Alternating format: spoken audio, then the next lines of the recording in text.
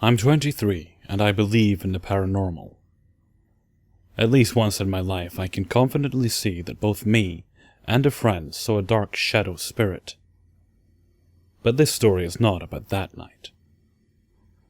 This was about the house I lived in when I was 5 to 18 years old. It was a 2-story apartment with each floor rented to a separate family. We lived on the second floor. I was always really wary when walking around my house at night.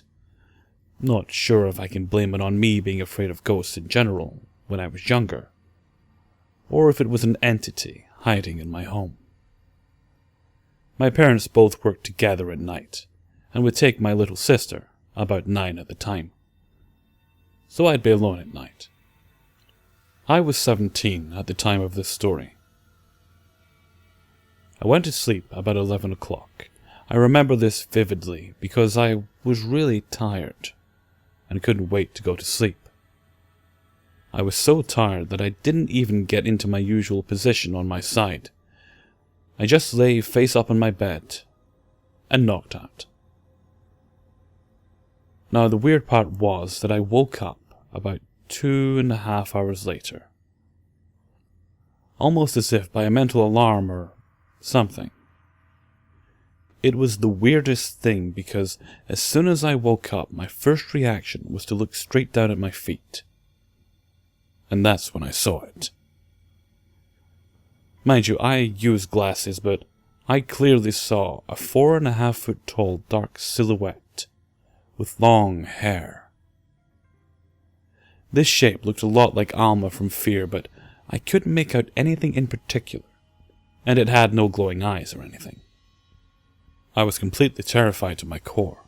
I felt almost as if I was frozen, and I used every single ounce of strength I had to pull a shout from within my chest. I was so scared I couldn't immediately speak. But with all my effort, I managed to gather all the air in my lungs and screamed, "Get out!" The scream starting as a raspy whisper and ending loudly. It quickly ran out of my room and turned the corner out of my bedroom and into the hallway. I was shitting myself and quickly ran up to turn the light on and shut my door. I thought I had been dreaming, but no. And after a lengthy time of debating whether or not to go out, I finally did. I was really hoping that it was my sister with a night terror or asking for something, but when I stepped out of my room, I looked everywhere in my empty house. My parents had left with my sister. I had been alone. I never told them this story, but it always chilled me. And while nothing quite like that ever happened again, I did have one more experience in that house shortly before I moved out. I was in my room, packing up clothes for a trip I was taking. I was facing my bed with the light switch on the wall directly behind me by a couple of feet. Again, I was alone. But this time it was about 3 in the afternoon. While I packed, the light knob slowly turned itself and lit the room. It freaked me out.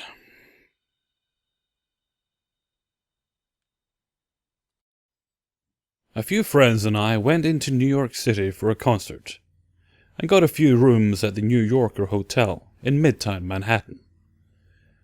We decided on that hotel because the price was so cheap. A few days after we booked it, we found out it was the hotel Nikola Tesla lived in for most of his life and eventually died in.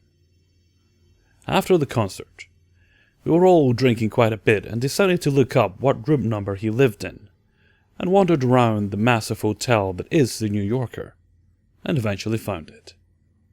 It was pretty neat. The door has a plaque on it describing Nikola Tesla, and a little about his life, along with the room next to it which was his study. We made a few jokes about him haunting us, but didn't really think anything of it, and went back to our rooms. Later my boyfriend and I went to our friend's room, which was almost a dozen floors down from ours. Since it's such a big hotel, You have to switch elevators to get to the upper levels. We were on our way back to our hotel room around 4:30 in the morning. We didn't encounter anyone in the halls or elevators, being as it was so late. We take the elevator up to the floor we have to cross over to get on the elevator to bring us up to our floor. So we're waiting for the elevator. The one all the way to the end is the first to open, and we go up to it, but we realize it's blinking red. And we know the elevators blink yellow, and making this god-awful noise. It started closing and opening so fast that we couldn't even have had time to get in before it closed again. We decided we didn't feel comfortable taking that elevator, so we pressed the button again. Only to have this happen 3 or 4 more times with the same elevator, in a row of about 5 or 6. We were thoroughly freaked out at this point and didn't feel comfortable getting into any elevator after what we just witnessed. We hightailed it out of there, and up the stairs to our room, and woke up the friends we were staying with in our room. Everyone chalked it up to an elevator malfunction, but if you were there, you would have felt the fear that my boyfriend and I felt. Pure doom. It could have been a malfunction, and we could have been completely overreacting. But my boyfriend, who is an atheist and never believed in anything paranormal before in his life, was just as freaked out as I was. We're both convinced we were haunted by Nikola Tesla that night. I've been trying to ignore this, but it's really starting to bother me and my friends think I'm crazy. So I need to share it with people who might believe it. It started about 2 years ago when my older sister finally moved out. She had the biggest room in the house, so I was very eager to take over the space and make it mine. She left some random junk, so I picked up everything in the entire room, threw it in a cardboard box, and placed it in the garage for her to pick up. Once I got the bedroom entirely clean, I moved in my own furniture and decorated the room. About a month later, I was cleaning some things off my bedroom floor and found 2 small pamphlets. One had the silhouette of a cowboy on his horse in the sunset, and I believe the other was of a dog. I opened them up only to find that they were funeral service programs. I didn't recognize the names, and there was no obvious relation between the man and the woman. I asked my mom if the last names rang a bell, without telling her about the programs, and she said no. I then asked her the full names of the people, and showed her the programs. Still nothing. I shrugged it off, telling myself that they must have been my sisters. Several months later, I am going through my sketchbook to find inspiration for a painting, and between the pages is another funeral program, with another unfamiliar name. In the back cover there is another. At this point, I was a bit creeped out, since there was no way they would have just been some of my sister's leftover belongings.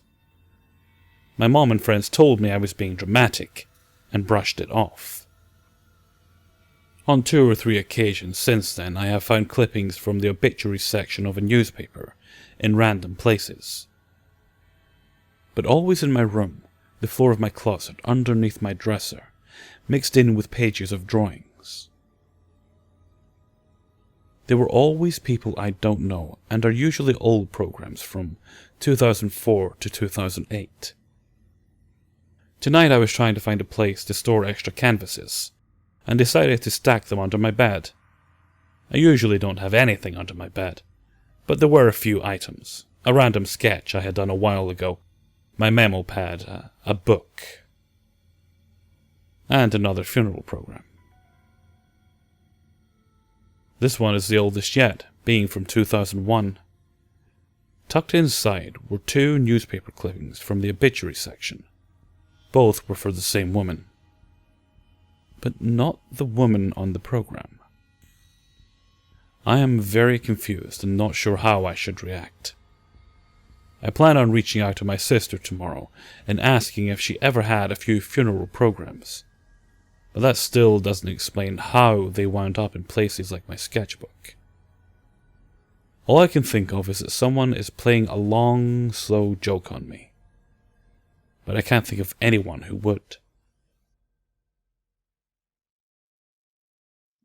Hey guys, Hellraiser here, and thank you very much for listening to my latest paranormal video. I hope you don't mind the extra uploads this week.